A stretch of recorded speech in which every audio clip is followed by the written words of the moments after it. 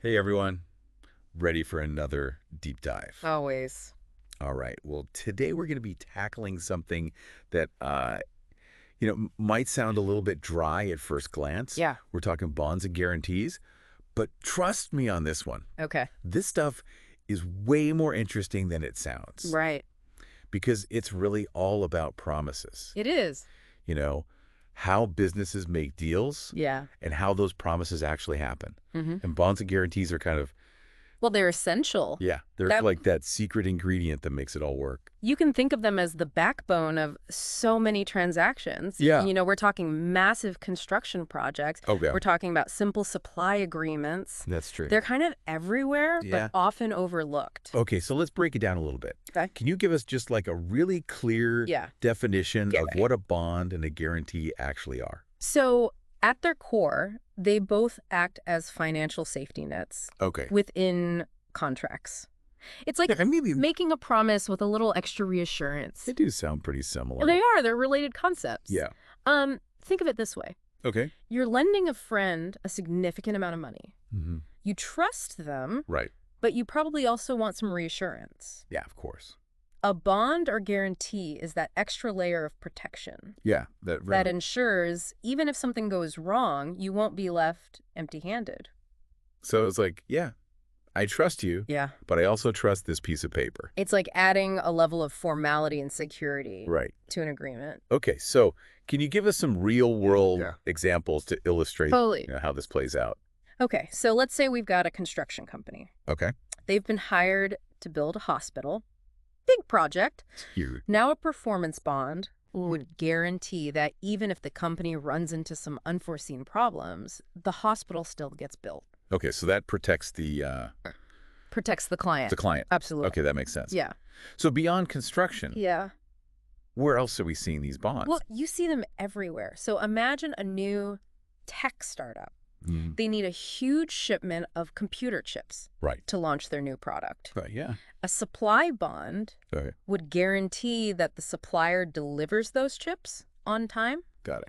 and to the agreed upon specifications. Without that, that startup Right. might miss their launch window, lose a ton of money. Oh, for sure. That's crucial. Yeah. So it's not even just about things going wrong. It's about making sure they go right in the first place. Fostering trust Yeah. and accountability Go ahead. in every step Got it. of that business transaction. Now, are you ready to kind of dig a little deeper I'm ready. into different types of bonds and guarantees? Yeah. Hit me with the different types. Okay, so we got, This is where I get a little it lost. can be a little confusing, so Yeah. we'll break it down. Okay, good. Let's start with bid bonds. Okay, bid bonds. So imagine you're putting out a bid for a big project, building a new school. You receive a bunch of different bids from different construction companies. How do you ensure that the one you choose will actually stick to their bid Oh, yeah, that's a great question. and not back out last minute? Yeah, it'd be a nightmare to have to start over. A bid bond protects you, the client, in that scenario. Okay. It guarantees that if a company wins the bid, they'll honor their commitment and sign that contract. If they don't, Right. the bid bond compensates you Wow. for the time and resources that you wasted. So it's like a safeguard for the initial, Absolutely. for that selection process. Okay, that's clever. Hmm. Okay, what about the other types of bonds? Okay, so we touched on performance bonds, which make sure a project is completed according to the contract. Right.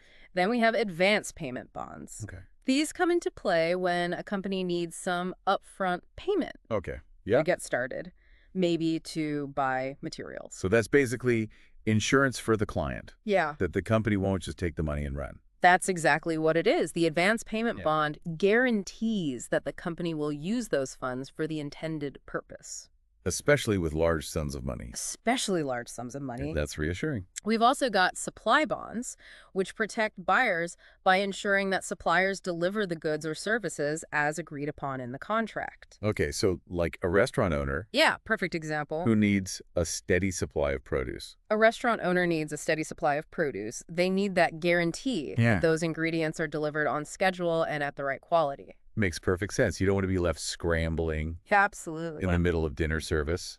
And finally, we have customs and tax bonds. Okay. These are a bit more specialized. Yeah. They guarantee that import duties, taxes, anything owed to the government Right. is paid in full.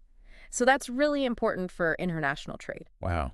Okay, there's a lot more to this. Yeah. There is. Yeah. It's interesting to see how it covers so many So many different aspects. different parts of doing business. They're all about mitigating risk, building trust, Okay. and making sure agreements are upheld. So we've covered the what, Mhm. and we've covered the why. The why, yeah. Now I'm really curious about the how. The how. Yeah. All right. Can you walk us through how these bonds and guarantees actually work? Absolutely. Let's break it down step by step. Okay. And to make it a bit more tangible, Hmm. let's use the example of a performance bond Okay. for a major infrastructure project. Okay. Like, let's say, building a new highway. Okay. I like it. Yeah. A new highway. Let's do it. All right. Okay, so we've got this bustling city. Oh, They need to expand their transportation network. Okay. Yeah. They decided to construct a brand new highway. Makes sense. So they award the contract to a construction firm. We'll call them Roadrunners, Inc. Roadrunners, Inc. They're probably pretty excited. Big project. A big project, yeah. Everyone's picturing smoother commutes, Right. Less traffic. less traffic, exactly. But what's the first step here? Well, the city, being a responsible client, requires Roadrunners, Inc. to obtain a performance bond. Okay. So before they even start ordering asphalt That's or right. hiring subcontractors, Right. they need this bond, Okay. which basically guarantees that if Roadrunners, Inc. fails to deliver the highway as promised, the city won't be left with a half-finished road. And giant hole in their budget. And a giant hole in their budget. Exactly. It's like, we believe in you Roadrunners. Yeah. But we also believe in this bond. It's about adding that extra layer of security. Okay, so how do they actually get this bond? So to obtain the performance bond, Roadrunners, Inc. would approach a financial institution, Okay. like a bank or an insurance company, Got it. and apply for it. So there's a whole process here. There is a whole process. It's not just a handshake. Okay. The financial institution wants to assess Right. Roadrunners' ability to handle a project of this scale. Makes sense? They'll look at their financial stability, their track record, all of that.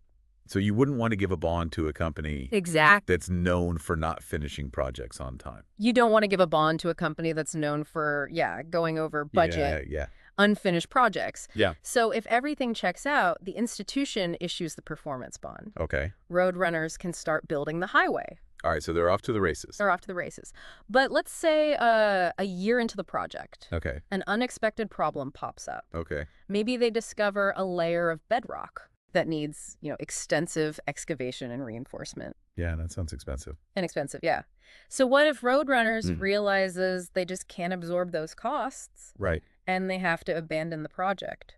Okay, so what happens then to the highway? Well, this is where that performance bond really steps in to save the day. Okay. So the city Yeah. can actually file a claim against the bond With that original financial institution. with that original financial institution. Exactly. Hey, remember that guarantee. Hey, remember that guarantee? Roadrunners hit a roadblock. Roadrunners hit a roadblock. We need you to step in. Exactly. Okay.